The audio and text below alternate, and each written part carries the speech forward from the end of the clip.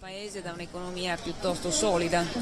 Sì, si vede soprattutto dal tipo di tessuti riclini, dei ricami dei corpetti degli uomini che indossano.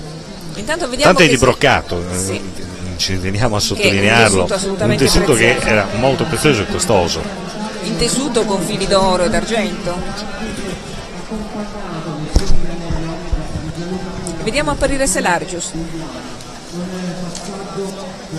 Selargius è un importante centro agricolo sempre del Cagliaritano di origine fenicia.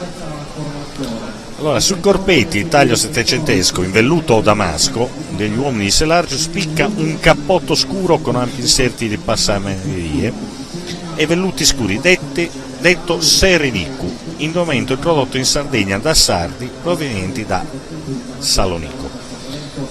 Salonico, ricordiamo che è in Grecia. Le donne delle classi più elevate fanno sfoggio invece di gonne rosse con alte balze di broccato antico a fondo chiaro. La giacchetta a maniche corte è di velluto nero con linee e galloni d'oro. Il grembiale a forma di ventaglio, abbinato alla gonna di tessuti, ha molte decorazioni. Sul capo si porta un velo di tul ricamato. E numerosi, come possiamo anche notare, sono i gioielli che portano.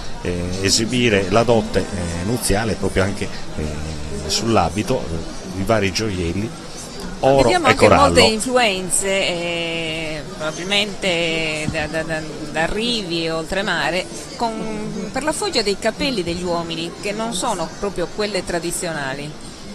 Infatti vediamo che Rachele in questo momento ha catturato due figuranti che hanno delle capigliature particolari. Rachele, ce le racconti? Ecco, infatti, facevo proprio questo ragionamento. Il vostro abito rimanda alla Spagna, ha un cappello che proprio ricorda la Spagna. Assolutamente sì. Questa è una ricostruzione dell'abito, l'arrivo della sposa di Alberto La Marmora, di metà Ottocento, dove appunto la sposa arriva sul suo cavallo con questo cappello alla mazzone, impreziosita da dei fiori e dai ricami che sono appunto riconoscibili anche appunto per l'abito selargino.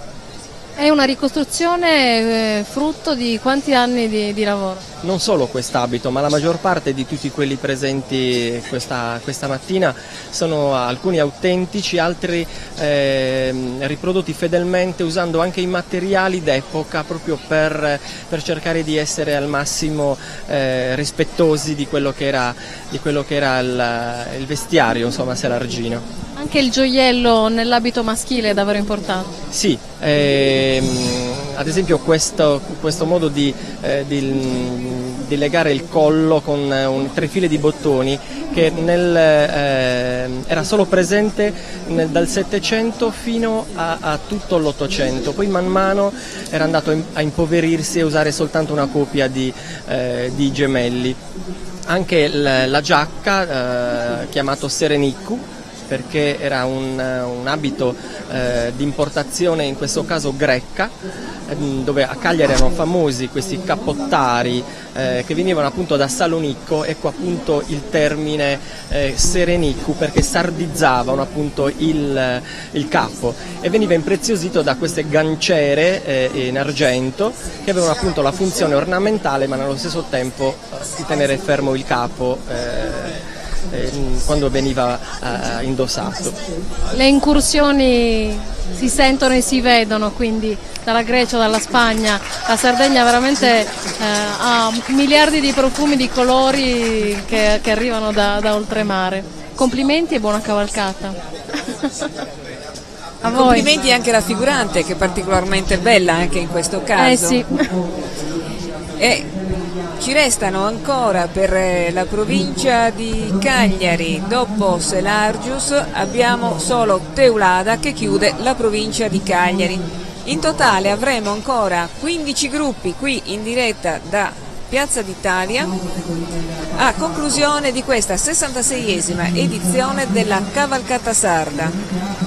Siamo sempre sul canale 117 del digitale terrestre e ricordiamo, per chi volesse rivedere e riassaporare le emozioni di questa giornata di bellezza, di folklore, di colori, di musica, che nei prossimi giorni il canale 116 e 117 replicherà tutte le immagini registrate in questa mattinata di colori e suoni.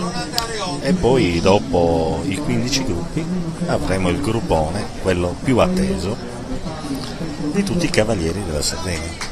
Ricordiamo che quest'anno sono 9 i gruppi dei cavalieri che si esibiranno alle 17 di questa sera all'ippodromo Pinna, dove chi vorrà potrà assistere alle evoluzioni delle pariglie.